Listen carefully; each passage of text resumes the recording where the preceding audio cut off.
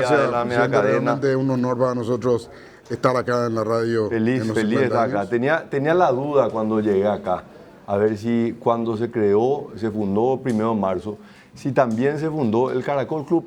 Vos capaz que vas a ver eso. Sí, antes el Caracol. antes fue el el Caracol. Primero vino el Caracol Sí, y después la radio. Y después la radio. Creo que el Caracol en el 74 o Antes. 73. Sí, 73 ya estaba Caracol, 3 años después. Casi como consecuencia, don Miguel Ángel y Alcides, que ya eran socios en Caracol, dijeron vamos a abrir una radio. Y abrió FM a M. Y vos preguntabas ahí al entrar si había alguno de los originales. Sí. Miguel Arrúa, por ejemplo, que no está acá ahora, pero es nuestro compañero de toda la vida, estuvo el primer día acompañando la inauguración. Y varios compañeros, algunos tenemos ya, yo tengo más de 40 años entre idas y venidas con la radio. Así que estamos felices, presidente, porque este es un medio que ha hecho historia. Estuvimos en el golpe de Estado del 89. Ese señor que está en la placa fue derrocado con una proclama que se leyó acá por el general Rodríguez. Sí. El 2 y 3 Bueno, de febrero. la visita de 2 papas. La visita de los papas, cubrimos Gracias. momentos muy difíciles, el marzo paraguayo, también el incendio de Guabolaño fue un momento terrible.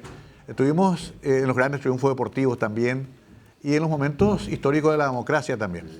Así que felices. Bueno, presidente, La victoria del 30 de abril del 2023. También, sí, Te hacemos también. una pregunta, presidente. Adelante, Germán. Bueno, yo primero dos preguntas económicas ligadas entre sí, que tienen que ver con el dólar, presidente. El dólar ha bajado en un año 22%. El mundo también está observando una baja del dólar. Sin embargo, en nuestro país es mucho más pronunciada. Eso está haciendo daño en muchos sectores de la economía. Es tu palo, presidente, vos fuiste miembro del Banco Central. El Banco Central es autónomo, pero ¿por qué el gobierno no hace algo para detener esa caída del dólar que está haciendo tanto perjuicio al gobierno, al Estado y al sector privado? Eso en primer lugar.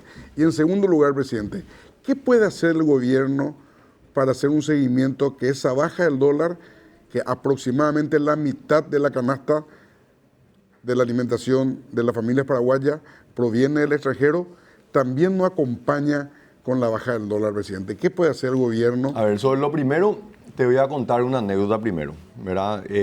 Yo vuelvo a Paraguay en agosto del 2012, trabajaba en el Fondo Monetario Internacional y me designan miembro del directorio del Banco Central. Y en enero del 2013, Jorge Corbalán, que era el presidente en ese entonces, después de mucho tiempo, de un directorio que estaba incompleto por mucho tiempo, me dice, Santiago, yo me voy de vacaciones, así que quédate vos a cargo. Enero del 2013 me quedo como presidente interino y recibo una llamada desde el Palacio Presidencial y me convocan a una reunión. Me voy, presidente Federico Franco, una mesa larga de exportadores y el tipo de cambio había tocado 3.700 guaraníes. Había una apreciación importante del tipo de cambio, ¿verdad?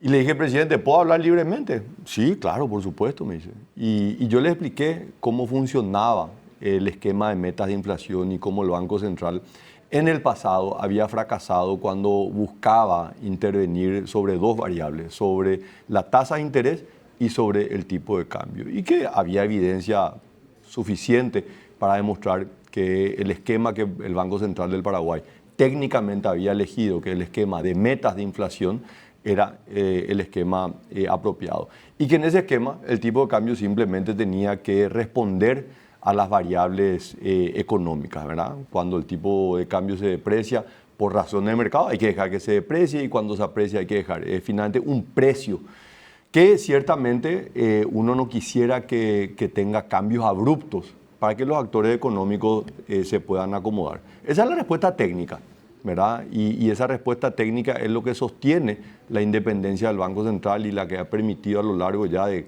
casi 20 años tener una inflación baja y estable.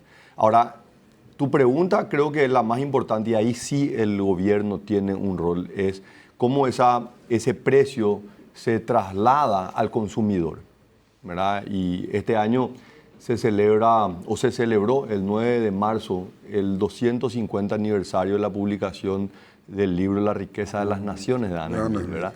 Y nosotros los economistas creemos que esa es más o menos la Biblia de los economistas. Y ese libro tiene mucha sabiduría, pero también a lo largo de la historia hemos visto que hay cosas que no funcionan tan bien como él describía, ¿verdad? La mano invisible del mercado y que el mercado todo lo regula, eso no es así. Y creo que con muy buen tino, Natalicio González escribió ese libro, El Estado servidor de un hombre libre, donde él entendía que había fallas de mercado. Muy poco estudiado, ¿verdad? Realmente qué es lo que él en la década del 50 veía desde el punto de vista académico sobre la política pública. Entonces, no ocurre la mano invisible. Los actores económicos tienen un poder de controlar el mercado. Por eso se crean instituciones como la Comisión Nacional de la Competencia, que es todavía una institución, es un niño, ¿verdad? Tiene 10, 12 años, tiene la CONACOM.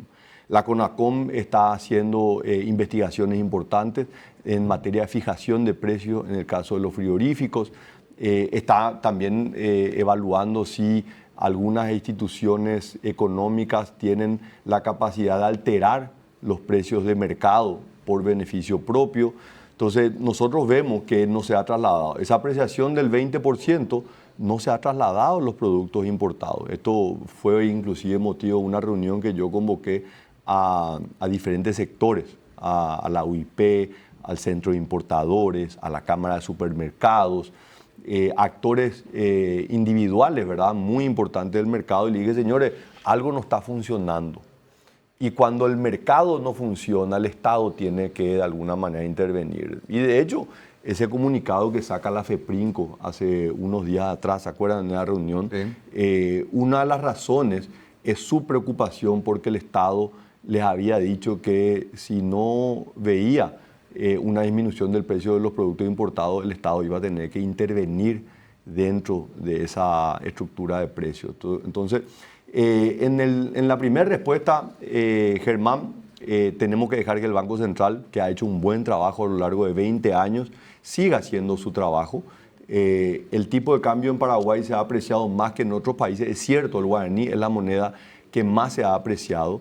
Y la explicación es el factor externo, el dólar que se evalúa a nivel mundial, y el factor interno. Paraguay está creciendo más rápido que el resto de los países de América Latina. Es una realidad. Entonces, ¿de dónde viene ese crecimiento económico? ¿De dónde viene el crecimiento económico? De una mayor inversión. Esa mayor inversión está viniendo principalmente de afuera, que está haciendo apreciar el tipo de cambio todavía más de lo que se está apreciando en otros países. Y sí, en la segunda pregunta, el Estado puede hacer más. Y va a hacer, presidente. Y vamos a hacer. Créeme que estamos. Perdón, presidente. De hecho, ustedes anunciaron que el segundo tiempo de este gobierno pretende dar ese beneficio que la gente está esperando. Sí. ¿Cómo lo van a hacer? Es la gran pregunta. Porque obviamente que hay una inquietud, pareciera como que no llega a ese bienestar que se pretendía con el eslogan de campaña, inclusive vamos a estar mejor. Entonces, ¿cuáles serían los pasos para que la población sienta que realmente está mejor, presidente? Mira, este es un tema apasionante y qué mejor momento que discutirlo en el 50 aniversario de una radio, ¿verdad? La radio creo que fue uno de los inventos más maravillosos de la comunicación. Permitía llegar a muchísimas personas. Anteriormente era solamente el escrito lo que permitía difundir información. La radio hizo su parte, la televisión lo mismo. Y las redes sociales están amplificando de una manera tremenda cómo poder llegar a tanta gente. Del gobierno, ¿cuál es la herramienta que nosotros tenemos? Es también poder comunicar, es poder difundir, es propagar información. Algunos dicen, el Estado no puede hacer propaganda. No, el Estado está obligado a propagar información, y esa información tiene que ser veraz. ¿Y sobre qué nosotros hablamos? Nosotros no hablamos sobre la casuística. Cómo está la situación de Germán, cómo está la situación de Katia, cómo está la situación de Mario. Nosotros hablamos sobre datos agregados. Y los datos agregados hablan de todos, pero de nadie en particular, ¿verdad? Hablamos del crecimiento económico. ¿Qué es lo que está pasando en el crecimiento económico? La economía paraguaya crece. En promedio, estos 3 años de nuestro gobierno, crece al 5,5%. Este año, el 2026, tenemos una proyección del 4,2%. Este va a ser el 4º año que la economía crece por encima del 4%. Esto no ocurría en el Paraguay desde la construcción de Itaipú. Nunca más ocurrió. Esto es lo que famoso se llama el crecimiento compuesto, el crecimiento sobre el crecimiento sobre el crecimiento sobre el crecimiento. Nosotros vemos que los indicadores sociales, bueno, es solamente crecer. ¿Y cómo está la distribución del ingreso? ¿Cómo está la gente realmente más humilde? Y nosotros vimos que en 3 años, disminuyó la pobreza total en 9 puntos porcentuales. No hay ningún país que haya visto una disminución. De hecho, Paraguay no había visto una caída tan abrupta. Y eso que cuando vas bajando los niveles de pobreza, no es lo mismo bajar de 50 a 41 que bajar de 25 a 16, ¿verdad? Entonces, la disminución ha sido muy abrupta en un momento donde nos estamos acercando a niveles de pobreza como tiene Uruguay, como estamos ya por debajo de lo que tiene Brasil. Entonces, el indicador social, una métrica comparable, muestra que Paraguay está mejorando socialmente. Si miramos en generación de empleo, nosotros hemos llegado y hemos cruzado barreras históricas de formalización del empleo. Nosotros hemos aumentado de manera significativa. De hecho, todo esto han sido números que han sido resaltados a nivel internacional como Paraguay, el país que más generó empleo formal en el último año. Nosotros hace unos días salió un artículo del Banco Mundial que destacaba el fenómeno, el caso de Paraguay. Crecimiento económico, generación de empleo, disminución de la pobreza. Eso es un poco el tridente de política pública que uno esperaría, ¿verdad? Ahora, vos me decís, Santi, ¿estás satisfecho? No, no estoy satisfecho. No estoy satisfecho y probablemente el 15 de agosto del 2028 tampoco me sienta satisfecho porque el cambiar un país no cambia en 5 años. Ahora la pregunta es, en estos 50 años que estamos celebrando hoy, y hay una estadística que sale constantemente del Banco Mundial que dice qué pasó en 60 años en América Latina en términos de crecimiento. Y muestra que Paraguay creció 1500%. Fue el país que más creció. Ahora, ¿dónde estábamos en el 76? ¿Dónde estábamos en el año 66?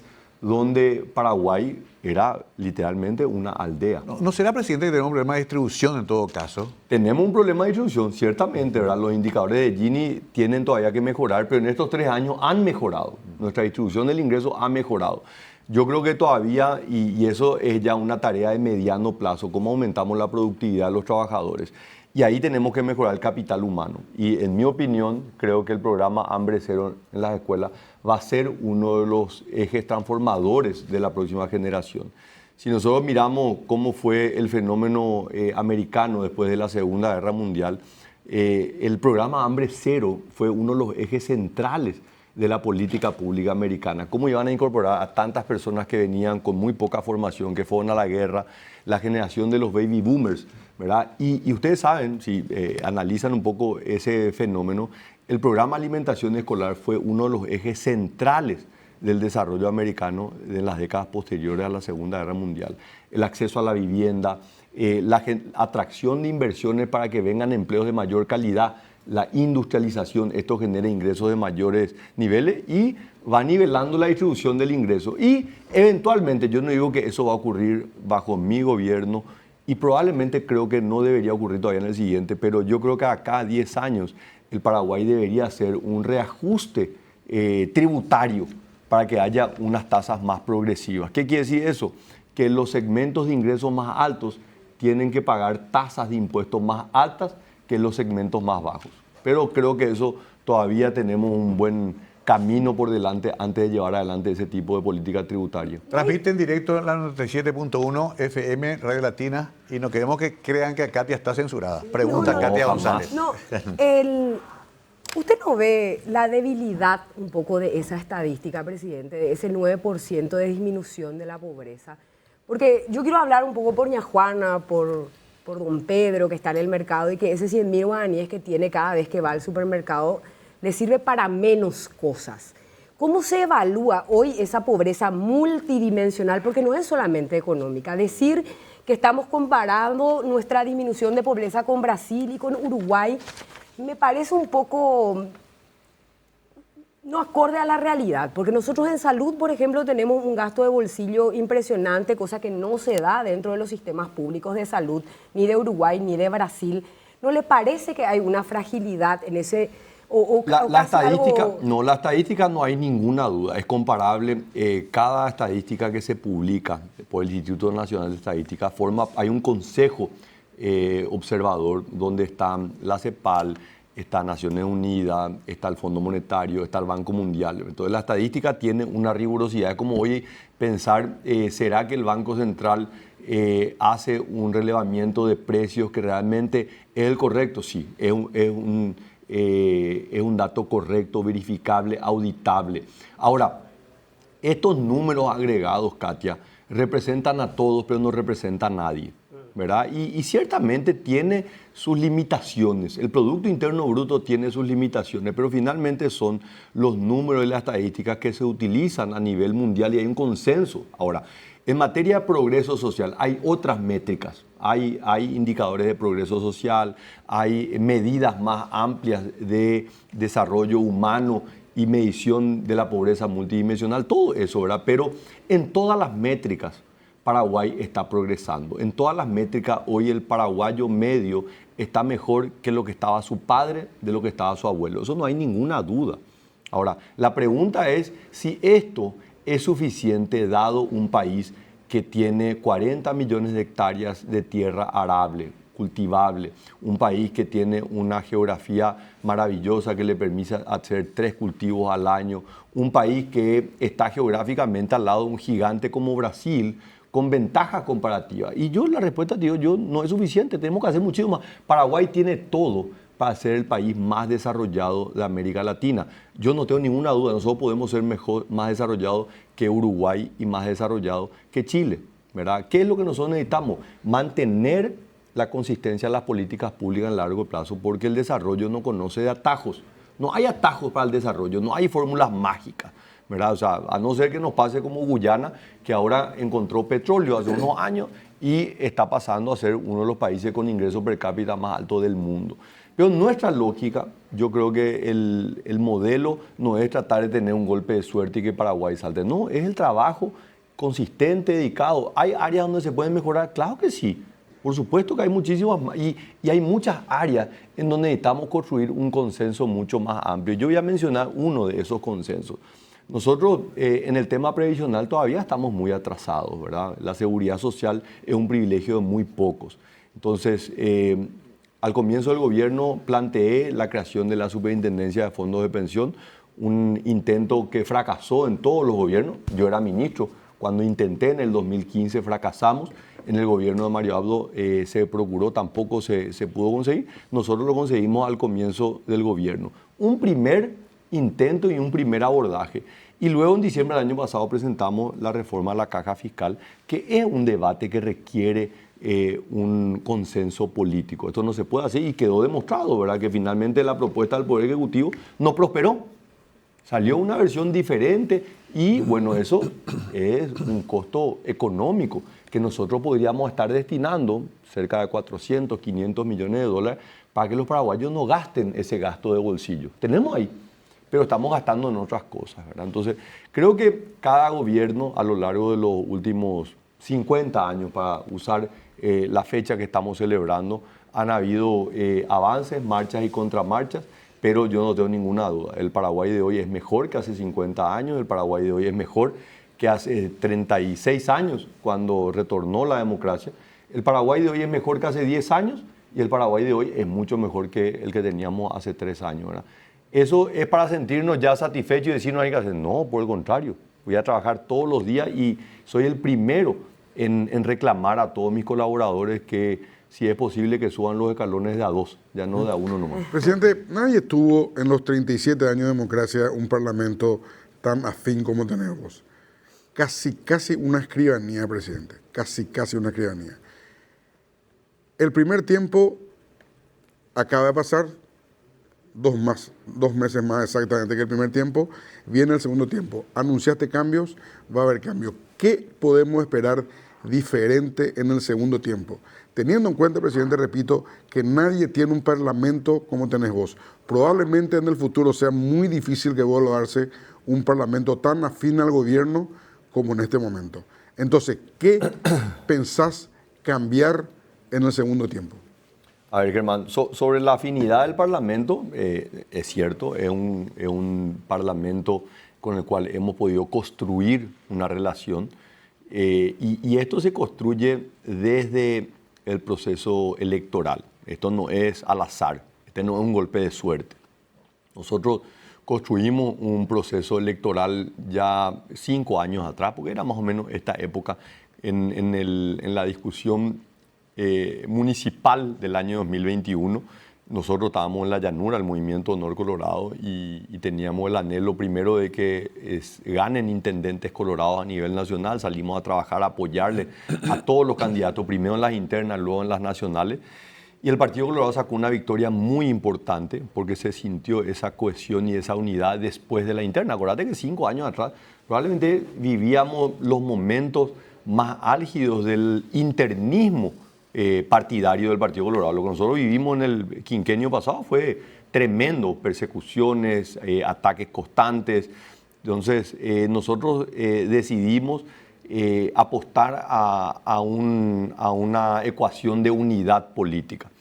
Y eso nos llevó en diciembre del 2022 a ganar con el compañero Pedro Aliana. Y menciono la importancia de esa chapa, porque en esa chapa se empezó a consolidar lo que hoy estamos viviendo, ¿verdad? Que es ser prácticamente el único presidente y vicepresidente que han mantenido una unidad a lo largo de su gobierno. La historia del Paraguay está marcada por peleas, ¿verdad? La de Guasmosi con Seifar, ni qué decir, la de Cuba con Argaña, con un final tan trágico. Lo mismo pasó con Nicanor y con Castiglioni, ni qué decir el caso de Lugo con Federico Franco. Y también vimos una tensión tremenda en el periodo de Mario Abdo y Hugo Velázquez. Sin embargo, con Pedro, que, bueno, Katia fue colega de él en la Cámara de Diputados, fue presidente, es realmente un gran articulador político y es probablemente el principal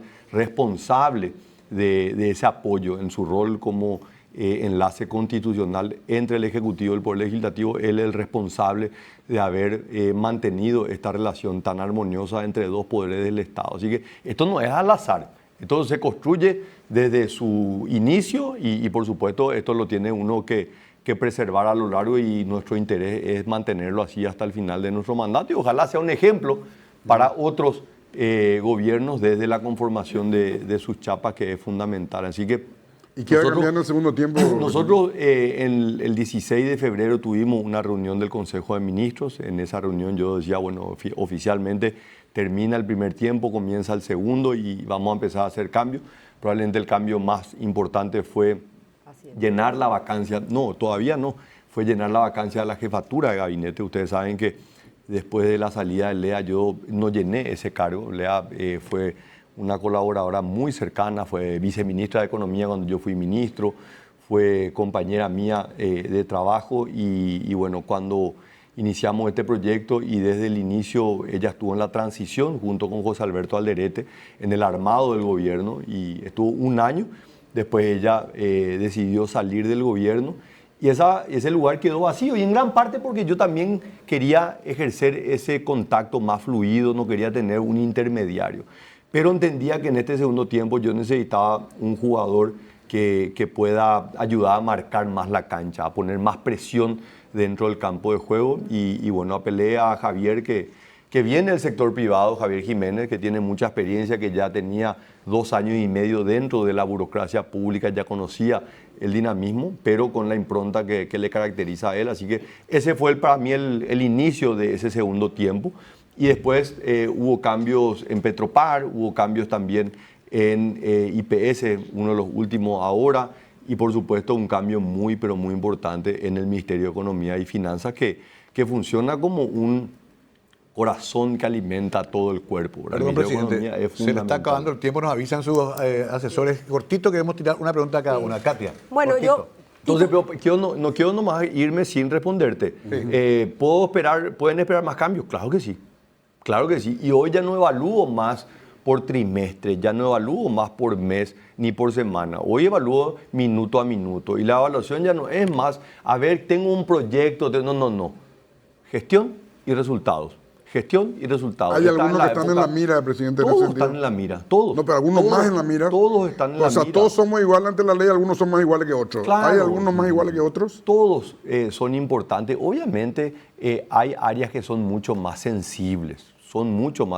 Tienen muchísima más visibilidad y la gente está esperando, ¿verdad? Yo le mencionaba a Claudia, la gente está esperando el transporte público. Este año tenemos que ver los buses, para eso hay que hacer los llamados de los nuevos troncales, tenemos que tener los nuevos buses, o sea, no hay ninguna duda, ¿verdad? Y acá no es una cuestión de afecto, simpatía o antipatía. Resultados. Bueno, presidente, titular, seguridad jurídica, más de 60 viajes que requieren realmente una inversión importante, no solamente de su tiempo, sino también de recursos públicos.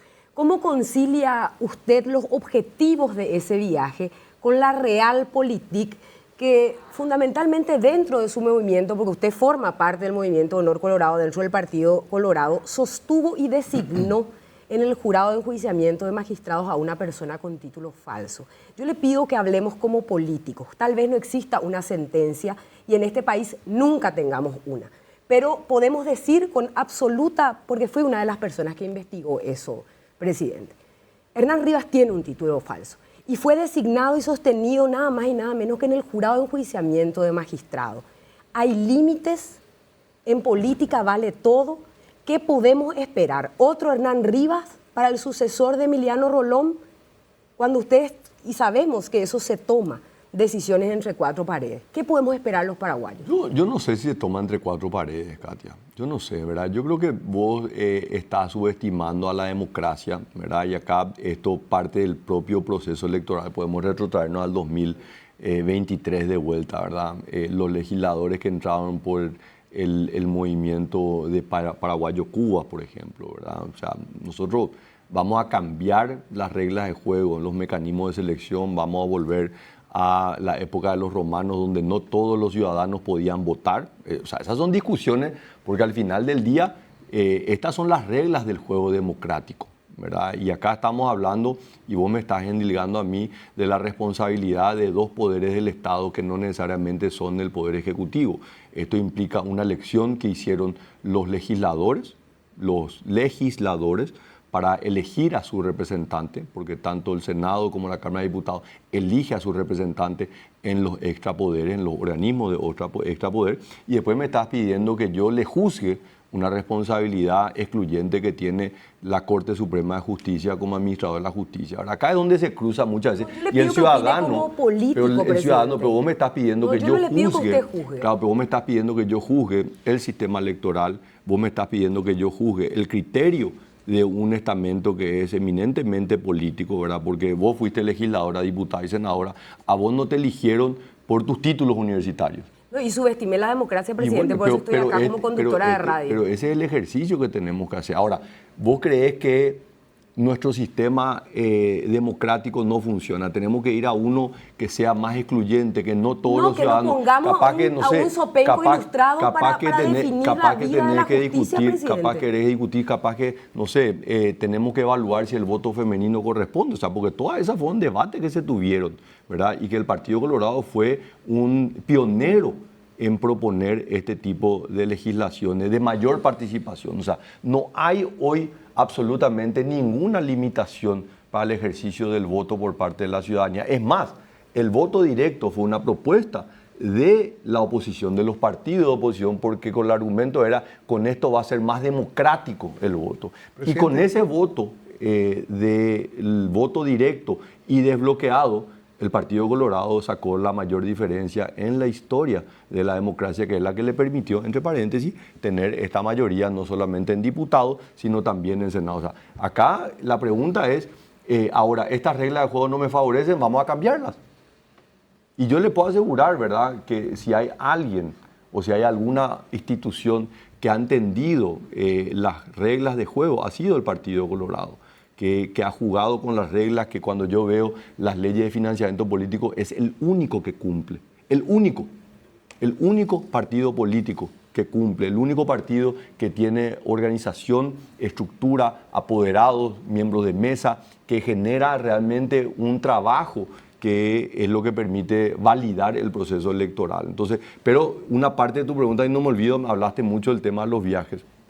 Te voy a responder, porque yo reconozco, yo voy a ser probablemente el presidente que mayor visibilidad internacional va a tener. En el año 2002 yo estaba estudiando, haciendo mi posgrado en la Universidad de Columbia, gracias a una beca que gané del gobierno del Japón.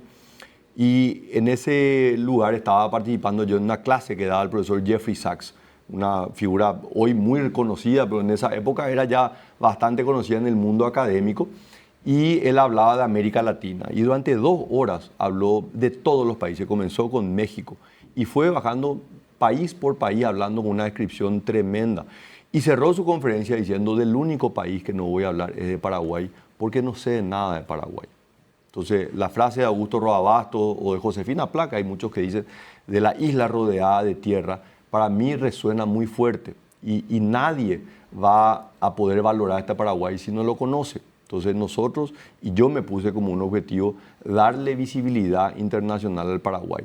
Esto va a generar beneficios en el corto plazo, en el mediano plazo, pero principalmente en el largo plazo. Mucho tiempo después que yo deje la presidencia, te puedo asegurar, Katia González, que el Paraguay se va a beneficiar de la agenda internacional, de la visibilidad internacional, porque este es el mundo que vivimos, no es el mundo del aislamiento, es el mundo de la integración, ¿verdad? Y si yo creo en el Paraguay, que tiene capacidad de desarrollarse, que los paraguayos tienen la vocación de querer progresar, porque esto es lo que está atrás de ese sentimiento de insatisfacción, porque nadie está insatisfecho porque quiere estar peor. El que está insatisfecho es porque quiere estar mejor. Yo digo, ojalá nunca, ni ustedes periodistas, ni la ciudadanía, sienta que algún día ya llegamos al objetivo. Porque al final del día esta es un subir la montaña constante. Cuando creemos que llegamos a la base, a la cúspide de una montaña, es simplemente la base de la siguiente que tenemos que escalar. No, yo no impugno sus viajes, presidente. Al revés, ¿verdad? Siendo usted una persona tan formada. No, pero hiciste nomás ¿Cómo concilia? ¿Cómo concilia? Usted... Y no me respondió, pero bueno. No, ¿cómo que no te respondí? Te respondí. Son las reglas del juego democrático, ¿verdad? Y lo que nosotros necesitamos es que la justicia, ¿verdad?, sea capaz de definir quién es un ciudadano que cumple con las normas, las leyes. No puede una persona con título falso, presidente, presidir el jurado de enjuiciamiento. No puede una persona de esas características. Pero tenés que hacerle buen cuestionamiento. Pero son dos poderes. No, pero son dos poderes del Estado diferentes. Pero bueno. Sí, entiendo. Mario, quiero hacer una pregunta. Lastimosa, sí, yo quería preguntar cuándo va a pagar los proveedores. Porque me están escribiendo varios acá. Estamos me están apurando también. Pero estamos en eso. Este mes de abril que terminó, se hicieron pagos muy, pero muy elevados. Fue un mes de empezar a disminuir la deuda. Para mí la principal preocupación a lo largo de los últimos meses fue primero cortar la hemorragia, o sea, no acumular más deudas, tener claro cuál es el ritmo y cuál es el compromiso que puede asumir el Estado.